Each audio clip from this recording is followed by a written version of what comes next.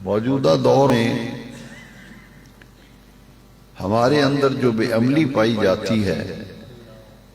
اور یہ بے عملی جو ہے دن بدن بڑھتی چلی جا رہی ہے، دین سے بے رغبتی اور اپنی آخرت اور اپنی عاقبت اور اپنی قبر کے حوالے سے اس قدر غفلت امت مسلمہ میں پیدا ہو گئی کہ گویا لوگوں کو علم ہی نہیں کہ یہ زندگی ہمیں کیوں دی گئی ہے، اور جب ہم مر جائیں گے تو کیا یہ معاملہ ختم ہو جائے گا یا کہ اس زندگی کے بعد ایک اور زندگی شروع ہوگی۔ ان تمام معاملات سے غفلت جو ہے وہ انتہا کو پہنچتی چلی جا رہی ہے۔ اس لیے اب ضروری ہو گیا ہے کہ حضور کا ہر غلام، حضور کا ہر امتی، اور جو حضور سے خاص طور پر محبت کا دعوے دار ہے، اس پر ایک بہت بڑی ذمہ داری عائد ہوتی ہے۔ وہ ذمہ داری کیا ہے کہ کسی مرد حق سے وابستہ ہو کر اپنی زندگی کی اصلاح کریں، اپنی زندگی کو سنواریں، اور اگر ہو سکے تو دوسروں کی زندگی بھی سنواریں، نہیں تو کم از کم یہ تو ہو کہ اپنی عاقبت اور اپنی آخرت اور اپنی قبر جو ہے اسے تو بہتر بنا لیں۔ ہم نے اس دنیا کی زندگی کو کل سمجھ لیا ہے، یہ ہماری بہت بڑی ایک غلط فہمی ہے،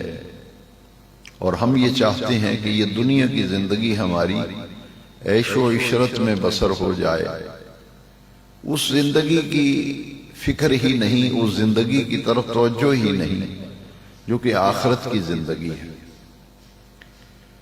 میں ایک آپ کو بات بتاتا ہوں کہ ہم نے اپنے بزرگوں سے سنا ہے کہ پاکستان بننے سے پہلے، جب ہندوستان پاکستان ایک ہی تھا، یہ تو 1947 میں 14 اگست کو 27 رمضان شریف کو پاکستان مارز وجود میں آیا تھا، تو 1947 سے قبل ہندوستان یہ سارا ہندوستان ہی تھا، مسلمان، ہندو اور تمام مذاہب کے لوگ اکٹھے رہتے تھے۔ ہم نے اپنے بزرگوں سے مسلسل بچپن میں بھی سنا، جوانی میں بھی سنا، تو اب بزرگ جو ہیں وہ تو اکثر دنیا سے رخصت ہو گئے، جو اہل اللہ تھے ان کے بعد پھر دوسرے بزرگ تشریف لے آئے،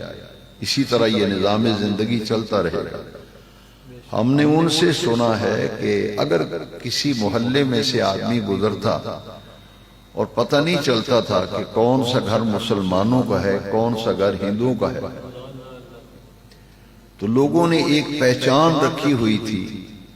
کہ جس گھر سے فجر کی نماز کے بعد قرآن مجید کی آواز، تلاوت کی آواز آتی تھی، لوگ یہ سمجھتے تھے یہ مسلمانوں کا گھر ہے۔